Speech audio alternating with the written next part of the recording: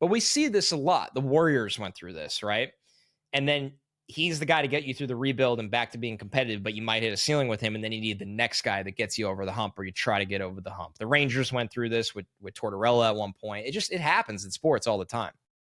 But the bottom line is the Knicks did find some form of sustainability at the top of their front office, at coach, and with the identity of the team, which is largely Jalen Brunson. But also, what I like the most about what I enjoy the most about the Knicks personally, and I think this correlates big time with the Jets and what they can be.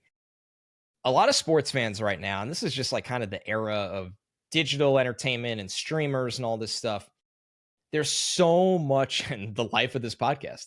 There's so much conversation in the offseason of championships on paper. And the Knicks, to me, are kind of a reminder this year that you have to play the games. Nobody, and I'm guilty of this, nobody in their right mind thought they had a chance against the Celtics. Had a chance. And they were winning that series decisively before Tatum got hurt.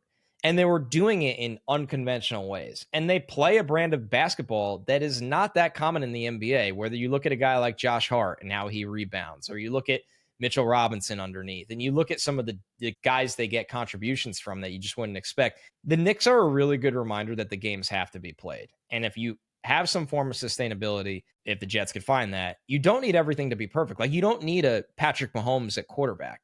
You got a shot. You have a shot to move on. And that's going to be the mission of Aaron Glenn right now. And I'm not really going to compare Muji to what the Knicks have gone through in the front office. You haven't gotten any of that, like any reason to be that confident in him. But Aaron Glenn is the front. Can Glenn be a Tibbs level guy to get the Jets out of the basement? I feel like those guys would get along well.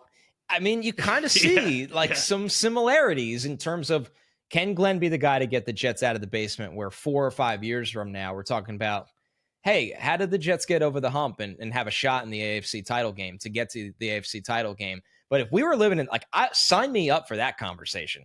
Please, all God. The way. They're just a good reminder of that, like, the games still have to be played. And rather than just staring at LeBron or whoever in the offseason every year, they finally took a different approach and found a way. God, give us the chance to do a Jets playoff run that mirrors this Knicks playoff run